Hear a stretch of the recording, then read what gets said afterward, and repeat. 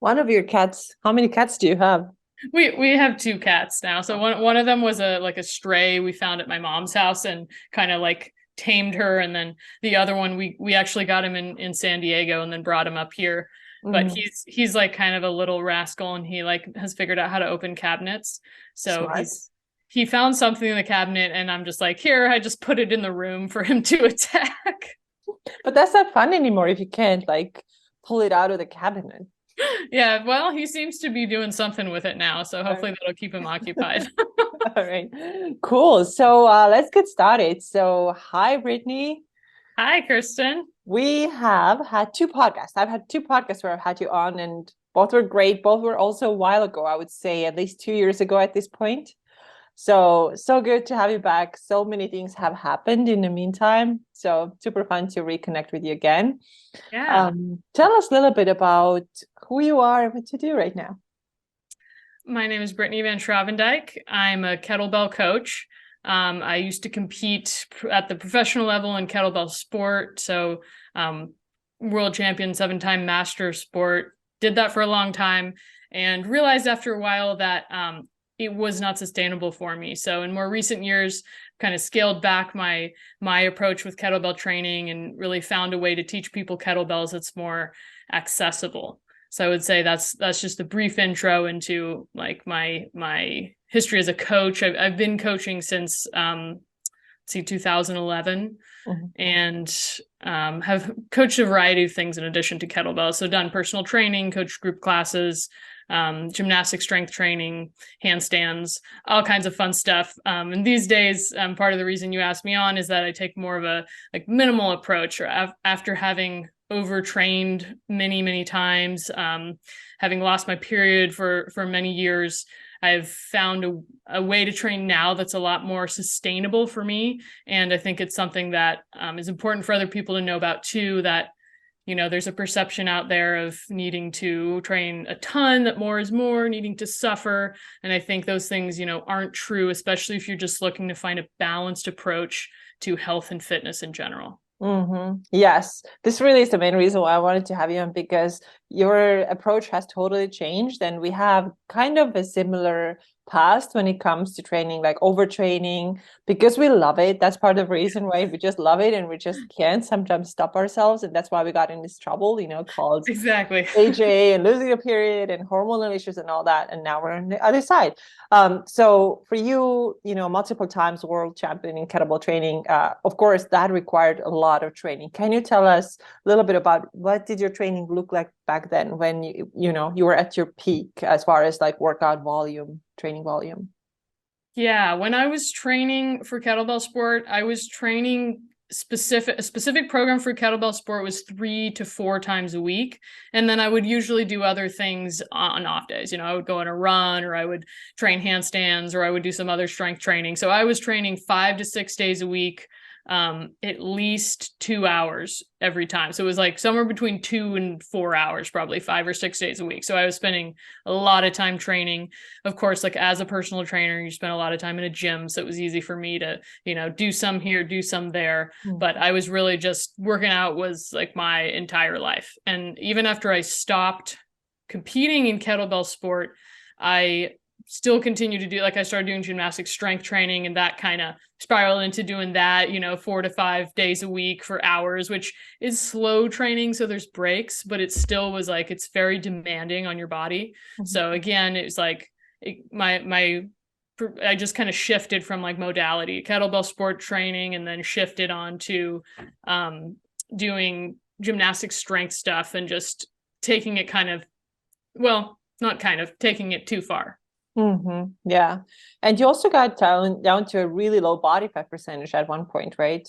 Yeah, at one point I was something like 11 or 12% body fat. Hmm. I remember like I didn't know that. I measured it at the gym, and it was like it was very, very low. So it was kind of shocking, but at the same time, as being in the state that I was, it was also kind of a badge of honor, right? Like, oh, Hmm. like my body fat percentage is so low, which, looking back, it's like I just wasn't really healthy. It's interesting when I look back at photos of myself from that time. I almost like I look like a teenager in some ways, and I only see it now. Like at the time I didn't see it, but now I'm like, that probably affected some of my development into like my woman's body, was the fact that I hadn't had my period and my body fat was so low. Mm-hmm.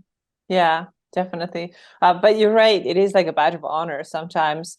I haven't heard much about it in like strength training circles, but especially, marathon running and like dance and these types of sports where, the body fat percentage has to be low, or it's like it's an expectation. So I've heard in these circles, it's like, it's normal that you don't have a period and, nothing to worry about. And sometimes even like, look at you have trained so hard that it went away, like you're really badass, right? So that Yes. type of stuff. Mm-hmm. Yeah, exactly. And it's, I think a lot of people don't realize that there are longer term consequences of that. And that's something I remember you talking about a lot. Regardless of whether you care about having children, there's health impacts of not having your period. Absolutely. Yes. Okay. But this was years ago, probably like a decade ago at this point, right? Somewhere there where you were really training hard. Yeah, well, Right? I would say so I stopped competing kettlebell sport about 2018. I did like one more competition the following year, but that was when I stopped because I just had become so exhausted and overtrained, I just couldn't function. So that's when I kind of started slowing down on that. And then I got really into gymnastic strength training for the next couple years. And so it wasn't really until like the beginning of 2020, I would say, where I like slowed down a lot more than I had before. Mm-hmm. Okay. So what happened around 2020 and what did slowing down look like for you? Well, I okay, so in 2020, in the beginning of 2020, it's actually interesting because it's today, 3 years ago, is I met my current partner, Michael. And so that was a relationship that asked me to grow in a lot of ways. And it was something that I had wanted, a relationship that asked me to grow in that way for a long time. And so when that happened, coupled with the COVID lockdown, there was a lot of things that I had to work on psychologically, mentally, emotionally, spiritually, that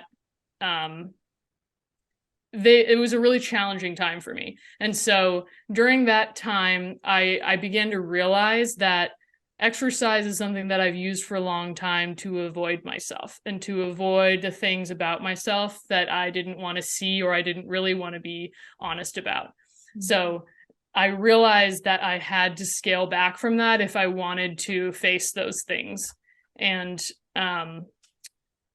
exercise of course is a really healthy thing to a degree, but I think it can also become a coping mechanism or something people use to either avoid themselves, or people can sometimes switch from one addiction to another, whether that's food, whether that's drugs, whatever that is, and exercise can be another addiction. So I think I was using that to avoid, and so I decided to stop for a while. And this was very different from when we previously did a podcast and I talked about like that I stopped training for a while, because at that point it was, in my mind, it was a physical thing. Oh, I need to get my period back. It was treating a symptom, versus this time when I stopped, it was like root cause. It was like everything deep down in here that was causing me to feel like I wasn't enough, or whatever, things I didn't want to face. Mm-hmm. So that was a tough experience, but I think it also showed me on a deeper level, like that I didn't have to fear all those things that I was fearing if I stopped exercising. Well, to a certain degree, the fear was there for a reason, because again, there's like, I have a lot of anxiety, and we all have our things from our childhood or our traumas from our past that, are in there somewhere. So I think facing those things, there's a reason it's scary, but as you work through it, it becomes less scary over time. And so letting go of exercise for a while, because that was sort of blocking, I feel like it was preventing me from moving through those mental and emotional blocks that I needed to move through if I wanted to like step up and mature and really, like, I think become a person who's more true to who I really am. Mm-hmm. So that was what prompted, stopping to exercise. And then I would still walk and do like gentle stuff, but I just kind of gave up all those goals. Like I had all these goals of like, I want to do one arm handstand. I want to do all these fancy gymnastic strength moves. I had all these different physical goals. And I just was like, I'm just letting those go, because all those like achievements was just something to try to feel like I'm enough, right? Oh, once I get this, like I'll be enough. Oh, now the next thing, now the next thing. And it's like, I just never actually felt satisfied. And so just realizing that and being honest about that, okay, I'm not I'm searching for something that this isn't fulfilling. Mm-hmm. And so coming back to exercise later with an approach that's not on like avoiding myself or trying to, use exercise in a way that it could never, if you're trying to fulfill something inside of you, it can't be fulfilled with exercise by exercise. You could either keep doing more and more and just not finding anything, or you give it up altogether. But I was able to eventually come back with like a different perspective on it. Okay, so exercise is no longer the center of my universe. Mm-hmm. Now I can view it differently. Now I can view it as a more like functional tool than, trying to use it in a way that it's not meant to be used. Mm-hmm. Okay. So, sounds like you went through like quite a journey there. But yeah. During that time, you also completely left social media, right? Yeah. Yeah. So was this part of that growth that absolutely you to go through? Yeah. So social media, I would absolutely qualify myself as like being addicted to social media and posting and again, using social media in to try to fulfill something that could never be fulfilled by social media, Yeah. And so I think I realized that like I was just using it in a way that was unhealthy, or for me, it just felt like it wasn't in alignment with who I really wanted to be. So I just decided, well, I'm just going to stop going on there. I'm just going to stop using it. I don't even want to use it anymore, which was a great experience, I think, because we can get so absorbed and drawn back into it and spend, waste time on it or whatever. But I think, when you're, I think I would say I was seeking validation using this platform, which is sort of that, it's sort of the typical stereotype of people using social media. Oh, they're just trying to get attention, but I think a lot of us are just trying to get attention on there. We're trying to get validation, or we're trying to, and we're using it for our business, which absolutely you can. I'm just saying that I was using it like I'm using it for my business, yet I'm also kind of trying to get attention and whatever else. So I just realized that I wasn't using it in a way that was in alignment for me, stopped using it, and just kind of reevaluated like a lot of things in my life and just took time off from working. And I had it was a blessing for me to be able to do that. And I was living with my mom during COVID at the time, so I didn't have a lot of stress and pressure of having to work. So that gave me the space to like, okay, I'm just going to step back from all that stuff and take a little break. And that was really helpful to just have more clarity around how I wanted to share myself on the internet or what I wanted to share. And I've gone back to using it now. And again, I think it's something we were just talking about right before we started recording, was finding the balanced middle ground. Like when you're struggling through something, you could be really extreme in one position, on the other side. But I think when you are able to like heal what you're struggling with, you're able to find a more balanced place, which is not to say you ever find a perfect balance, because I think that's impossible, but you're able to hover more in the middle of the balance rather than, going out to that extreme. Mm-hmm. Yeah. And now you're back on social media. You are back to like exercising more regularly, right? Yes. Yeah. So would you say, you said that before you use social media also, of course, for business too, because you do have online business, but also to get some validation. Would you say that now you show up as like your most authentic self, and this need for validation is not there anymore? That's a good question. I don't know if I want to go so far as to say I have zero need for validation. Maybe we all have a bit of that, but I think much less. Like I see it more now as like, how can I use this as a marketing tool rather than like trying to, again, like use it in a way that it's not meant to be used. It can't really, if you're seeking validation because you don't feel worthy, which is a lot of what, I've struggled with, of like just feeling like I'm not enough or having low self-esteem around certain things. That's not something that can fulfill that for you. That's like an inner journey. Yeah. So I think realizing now that social media is a tool, it's a marketing tool versus trying to use it for that, I think has been just helpful, just inside of me knowing the difference. So I think I do think I show it more authentically.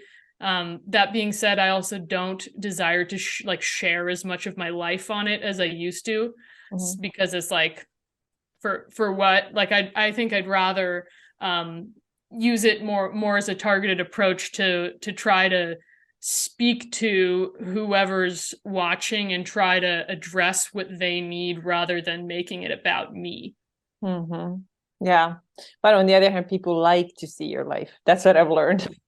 It's true. It's very true. It's why we all go on social media. Right. Want to see who you're hanging out with, what you had for dinner, what you did Saturday night, all that kind of stuff. It's very true. Yeah. So at what point did you then bring back working out to your life? Let's see. There was like a few months, I want to say like 2 or 3 months, where I did very little with regards to working out, and I would walk, and I was just really listening to, like, if I feel exhausted, I'm just not going to work out. I'm going to just listen. And when I did start working out again, I started off with doing a program that Michael created, which is his 365 push-up program. So it's just, you do push-ups every day, but it's a fairly low amount. So there's a lot of push-up challenges out there. People are doing like 100 push-ups a day and stuff like that. This is like, I started with 3 sets of 8 reps of push-ups, and you would do that like every day for a month, and then you would increase by a rep or so. And so it's a very slow progression, but I started just doing that. And so the main thing I would do, and again, I would still like walk or do stuff, occasionally bike ride, but I wasn't really working out. So I was, the only real upper body training I did for, I feel like 6 to 8 months was just doing push-ups. So I was surprised by how much of my strength I was able to maintain, in addition to when I kind of stopped practicing handstands. I don't practice them rarely ever anymore. Occasionally I do it for fun, but I tried a couple of advanced skills that I hadn't done in months after I'd been doing the push-up program, and had this like weird thing where I was able to almost do it better than I had been doing it when I was practicing it. And I was like, what?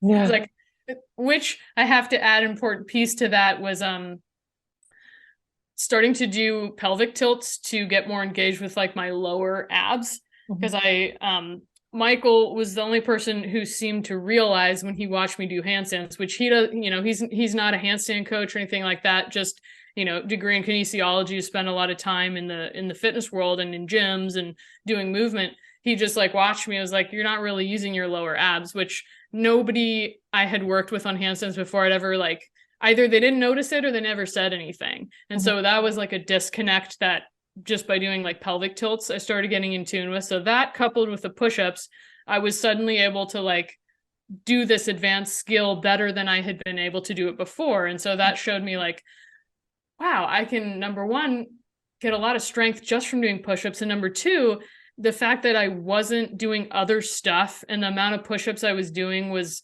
it almost felt like too easy because it was barely anything. And it took a few minutes, right? Just that, like, it was giving me enough time to recover from it that I was able to like still make progress on something unrelated. So that was a big eye-opener for me. In addition to the fact that like, muscle tone, in terms of my muscle tone in my upper body, again, similar thing, like push-up, just doing push-ups and like letting myself recover and not pushing myself when I was tired, just like, wow, that's amazing. Like I actually, look more like, say, what I wanted myself to look like when I was training constantly, from doing almost nothing compared to what I had done before. So I started adding, so when I did the daily push-ups, and then I started adding like split squats to it, because I was like, I wonder if this will work well for my lower body. So I started doing split squats along with it, and similarly saw like a lot of muscle tone in my legs that I had never really seen before. which is, it sounds strange even when I'm saying it out loud now, but I've never really had like defined quads, even when I was training all the time and doing a lot of squats, but doing these split squats and doing them more slowly and with more like quality effort into them with the lower reps, I just saw a difference in my body. Again, just doing that daily. And so I ended up putting together the daily minimalist program, which is a kind of it's like a build on Michael's push-up program. So it's, you do the push-ups, you do the split squats, and then you walk 20 minutes a day. But some people, if they don't like walking or they don't have time, you can just do the push-ups and split squats. And so having people just do that. And even if you do nothing else, you've done your push-ups and squats and you're doing something to, maintain your strength. And so I did 2 years straight of push-ups and the split squats. I probably started like 6 or 8 months into my first year, so a little over a year of the split squats. And so it gave me a lot of really good results. And then now I'm kind of taking a break from it because it's like anything. I think, you maybe don't want to do it forever, or you come back to it later. Did you have any fear when you let go all that exercise? Did you think like, my muscle's going to fall off, or I'm going to gain body fat, or any of that? Yeah, I think I don't know when that started for me. And maybe that's a thing that starts for a lot of girls and women when they're young, really young, but just having like this, like a fear of getting fat if you don't exercise. I don't remember having it as a child really, but probably like in teens and going into college, like starting to have this fear of like, well, if I don't work out, I'm going to get fat, or I'm going to be unattractive, or whatever those thoughts are that come in. So definitely have had like a fear of, I think that the fat fear is one that's definitely in there. And then as far as losing strength, I think I wasn't super scared about that, just because I think there was so many other things going on that it just seemed so much more important for me to like let myself heal than to worry about those goals. As I mentioned, I had kind of like let go of those and been like, you know what, I need to just let them go. Like, what am I doing it for? Like, I'm just like, Lori, like, what is it really for? I think a lot of that was fueled by the stuff I was doing on social media, of like showing people the progress of these things I was working on. And I did love to do it, but at the same time, it was like, if I really dig down, why am I doing it? It was kind of like, there's no real good reason to push myself that hard. I mean, but of course, I'm sure that you felt the mental benefits of working out, right? Always. It makes you feel better mentally. Yes. But you just didn't have to push that hard to get that. Yeah, I think it absolutely makes you feel better mentally, which is probably a big reason why, I've overtrained for so long. As I mentioned, like I was dealing with a lot of anxiety and still do sometimes deal with a lot of anxiety. And I think it calms the anxiety for me to exercise, because I think it gives me the illusion of like being more in control or something. Like, oh, I'm controlling my body, so I feel more in control. I feel less anxious. And so there was definitely fear. And I think a big fear for me of not exercising was the mental like spirals of like feeling anxious or depressive or things like that. Like that was more scary to me. And that's part of, as I mentioned, that avoidance was like avoiding these like kind of downward mental spirals that I would go into. And that was the scary thing to face, I think, and to try to figure out, okay, if I'm healthy mentally and emotionally, I shouldn't have to exercise to feel good. And if I do, then there's something there. There's like a, I would call it like compulsive thoughts around exercising. And I try to be more mindful now about if I want to exercise, is it because I'm feeling compulsive around it, or because I just genuinely like want to exercise and it feels like the right thing to do? Because if it's the compulsive one, it's probably a better idea, even though it's less appealing, for me to like sit in silence and try to feel whatever is like underneath, because usually for me, there's something deeper underneath that's bringing up the anxiety or whatever that is, whether it's an event that happened or just some emotion or anxiety that's bubbling up, that's kind of driving that desire to exercise to try to, cover it up or to control. Mm-hmm. So right now, when you exercise, is it only, you don't have any like specific like physique goals or skills goals currently, right? So is it just to feel good, just to move your body? What is the goal right now for you? That's a good question. I think I don't really have specific goals for exercise right now besides like I always like to continue to like build strength and well, not at the expense of because I think you can get to a level of building strength, or at least for me, where I just started feeling like too tight and too like it was getting too big. That kind of like you mentioned, like you felt didn't feel super comfortable in your body. I think if I lift too heavy and try to really like get too strong, I don't feel super good. So it's like I would like to be strong, and part of that's why I like body weight training and training with light weights, is I feel like you can still build strength, mobility, body awareness, but it's not like making you way tighter and making your muscles like get a lot bigger because I do build muscle like pretty easily. So I think I would like to get stronger to a degree. And then it's really for me, a lot of it is like exploration of my body and just finding areas that, trying to move through areas of limitation or trying to just become more aware of how to explore different parts of my body. Like as I mentioned, using like learning how to tilt my pelvis and use my lower abdomen better was a huge thing for me because I had realized that there was sort of a disconnect between that area of my body and like between my mind and body there. And so exploring that and working on trying to like be able to move the pelvis more smoothly, like something like that is great to me because then it makes more fluid movement with everything else you do. So I guess this long story to say, I don't really have goals. The main goal is like finding balance and enjoying the exercise that I do. Okay. Tell us a little bit about the program too, so people can get it, right, if they want it.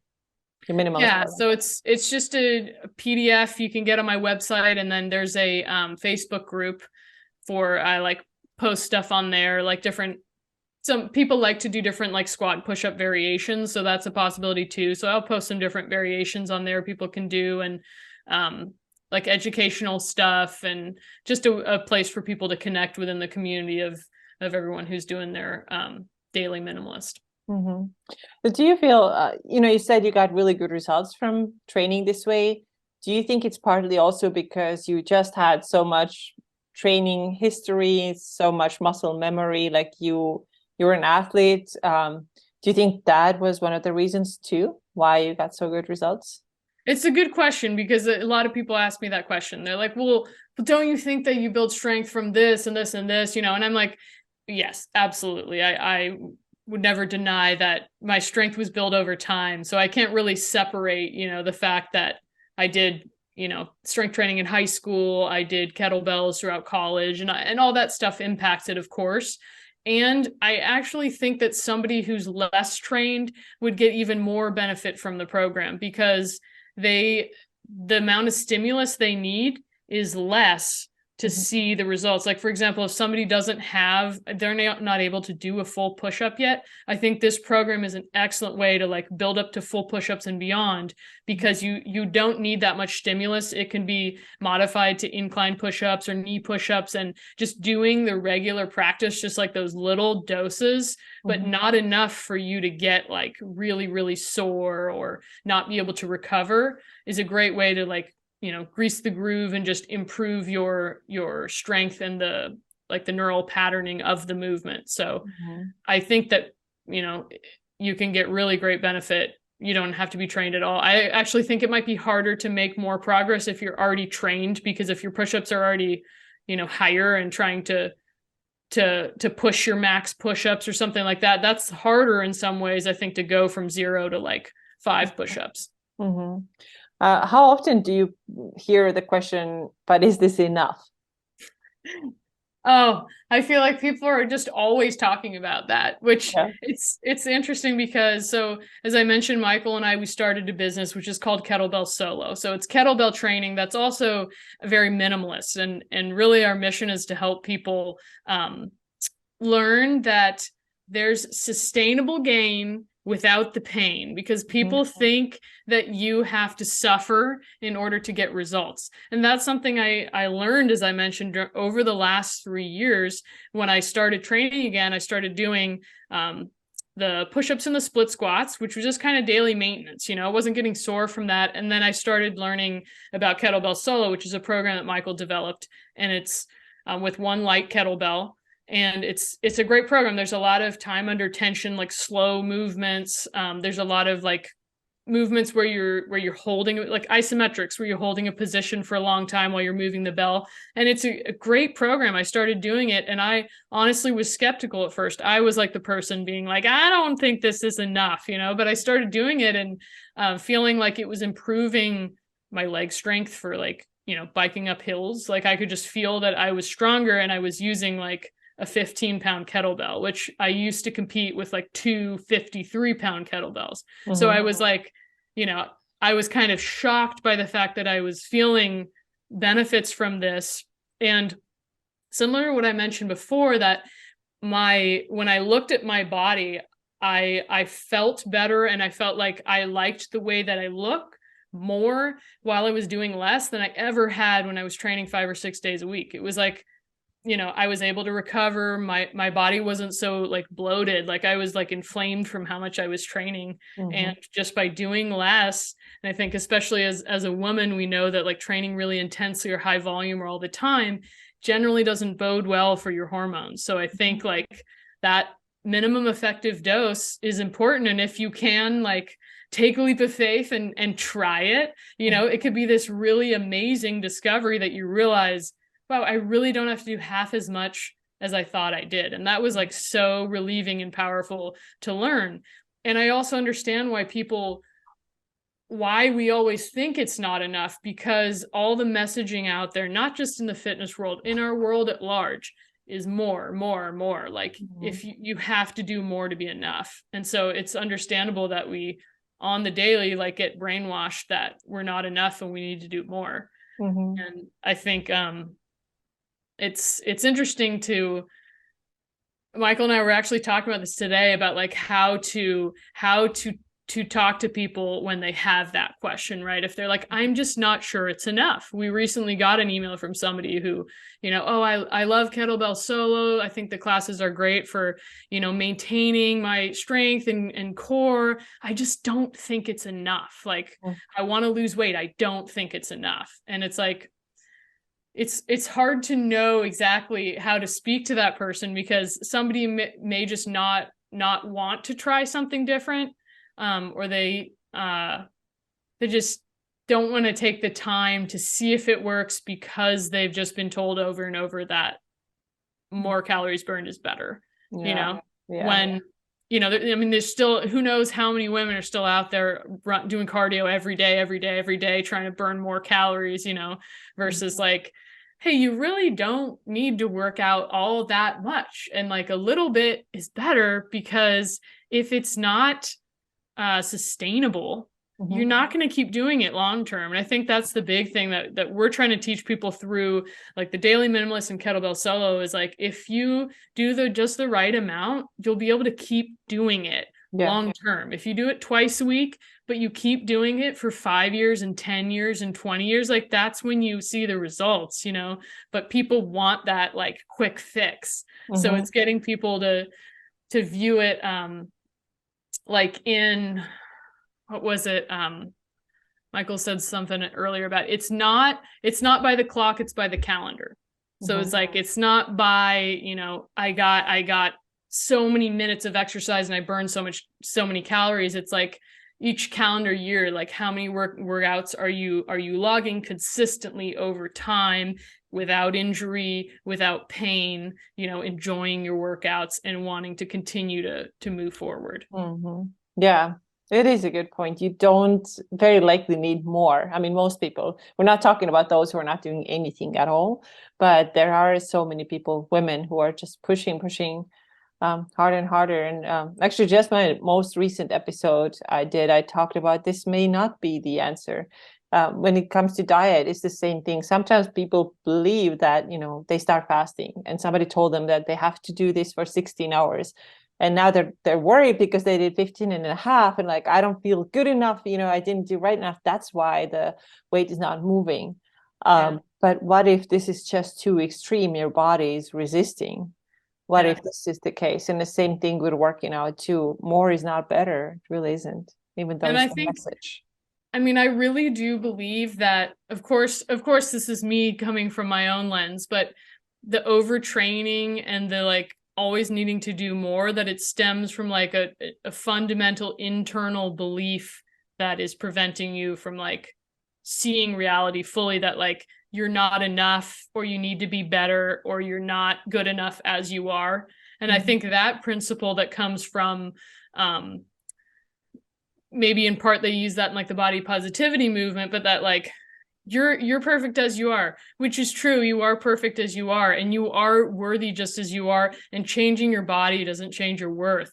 But I think a lot of times we attach that, like, oh, I'm my if my body doesn't look good, I'm not worthy, or I'm less than, or and it's you having to come to that in yourself, because no matter what society says about whether or not that's true, like if you don't believe it, then it's going to be really hard to accept. So I think I would, I hesitate to say something blanket statement, but I feel like overtraining is always a symptom that, there's something inside of you that you need to address internally. That's probably preventing you from reaching where you want to be more than anything else. There's no diet, there's no workout routine that's going to just suddenly magically make you, feel like you're worth it if you don't. Totally, yes. It's my before hypothalamic amenorrhea training and eating. That was it. There's something else that needs to be addressed, but in your early 20s you don't know that. Yeah, you just go after the most noticeable thing, the easiest thing to go after, which is the body. Yeah, and the hard part about it is that you can't convince somebody that they need to do like inner work on themselves. Like that's completely up to each person whether they even want to do that, because it's scary and it's not fun and it's not something you want to tell everyone about. It's like, well, when you lose 20 pounds, you want to tell everybody about it, but if you go in and face your demons and cry and be like, oh my God, I feel horrible about myself. Like nobody wants to tell anyone about that. That's not fun. How did you come to this conclusion that it's something you need to do? Well, as I mentioned, I think my relationship was a big part of it. So Michael helped show me a lot of like kind of held a mirror to me about a lot of things that I don't think anybody, either they didn't know it about me or they didn't dare to say something like that to me. And he was just super honest with me about some things that made me want to take a closer look at myself and look at ways in which, I had, done certain things or behaved in certain ways, or just ways I was approaching myself or my life or the things I was doing that I was like, that's not really who I want to be. Why did I do that? Or why am I operating this way? Or what are these, emotional things that are coming up that are, like the different triggers that we have that come from whatever experiences we've had in our life. And I think there was a lot of things that I had pushed down and operated kind of under the rule of like, oh, it's better not to like feel things too much, like to just kind of compartmentalize them. So I think for me, the lockdown during COVID was like huge blessing in a lot of ways, that it made me spend a lot of time alone. And I had time to just kind of delve into like things from my past that I hadn't fully let myself feel the emotions around, which I think was really weighing me down. And I think it was really like weighing on my energy, I would say. Like I would often just feel like heavy or like depressed, I would describe it, and like not really know why. And it would just, sometimes it would just kind of well up, and I would just, need to just like cry and cry and cry, and it wouldn't really make sense. Like, why am I like, what is going on? But I think looking back, it's like, I pushed a lot of things down that eventually just had to come out somehow. And I had to like kind of retroactively look at these different emotions of things, which from 15 years ago, like things that happened so long ago that I didn't know I was still holding on to. So I had to let those things come to the surface and let them out. And just like, I mean, it really helped shed the weight. Like it was not a pleasant process, but I feel like it shed a lot of that like heaviness from my life. That's great. That's really good. Yeah. It's a big thing. It's a brave thing to do, because you could go through your entire life and not address any of it. Yeah. And I think that's where another big thing I realized is like, I was always trying to be stronger, right? Like say prior to 3 years ago, I was always trying to be stronger. I would take pride in like being stronger than guys. I was like arm wrestling guys and like trying to beat them and stuff. And I was always trying to be stronger. And something that I realized through that journey, like that inner journey, was like, true strength is not about what you lift. True strength is not about what you do in the gym. True strength is about like facing those things inside of you. True strength is, being there for people through difficult times. True strength is like, doing the hard work to improve your relationships and really think about other people and put yourself in their shoes and have empathy. Like those things are more indicative of the true strength inside than being able to deadlift a bunch of pounds. Right. But those things can help. Yeah. Strength training can help you build some inner fortitude, definitely, but it doesn't guarantee it, and it can in other times help you avoid it. Yeah. Well, this has been so good, and definitely quite different episode from all the other guest episodes that I've had. So I think a lot of people are going to enjoy it a lot. It's just so, you've been so honest. It's been just so, I don't know, it's just very genuine, what you've talked about. So I really want to thank you for that. Yeah, you're welcome. And thanks for giving me the platform to share a little bit about it. If it's helpful for anybody out there, I think in today's world of everyone curating their persona online, I feel like it's important to just be honest and be like, hey, I still struggle too. We all go through these different things. And I think that's a big thing in healing too, is knowing that you're not alone with the things that you struggle with. That's why this kind of honesty is so important, because I think it's so easy to feel alone.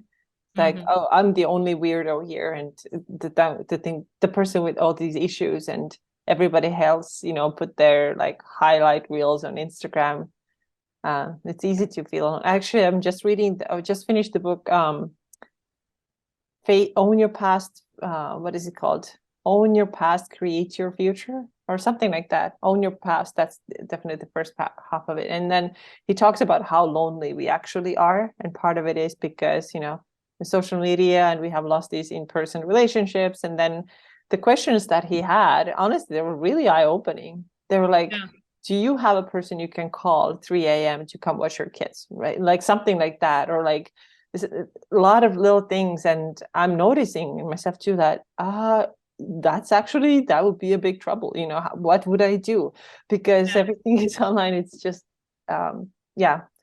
just went in a little different direction right now, but I think it's still related to what we're talking about here. Yeah, I think absolutely it is. I think it's amazing that we can, reach out to different people online, and you and I can connect this way. And at the same time, I definitely notice it's taken a toll for me. Same thing. And with COVID, especially, because I feel like during COVID, I was in the Bay Area and things were like very locked up, and people were not wanting to, relate, communicate, or connect, or say hi or anything. It was very, very isolating. And so now, having moved to an area that's a little more, COVID is far enough in the past that people are more open to doing things again. But it's still challenging. I feel like in some ways, COVID has stunted some of my social skills. I really do think it's made it harder to remember, like, wait, how do I do this again? It feels like a really long time ago that I was in a gym constantly being social with people. Like it feels so long ago. Definitely, yeah. It didn't do good. I cannot. Oh, this is probably another topic, but it did a lot, much more harm than good, in my opinion. All the things that were done during that time. But anyways, we're not going to get into that today. A whole another topic. Whole another topic, yes. All right. Well, thank you. Where can people get your program if they're interested in it and get in touch with you? Yeah, so they can check out the Daily Minimalist program at kbfitbrit.com. And then if they want to check out the Kettlebell Solo classes I teach, those are at kettlebellsolo.com. Cool. All right, everybody, go ahead and check out Brittany and what she's up to. And thank you so much for being here. And hopefully there will be part 4 where you're going to be on my podcast again. Absolutely. Thank you so much for having me. Thank you. Bye. Bye.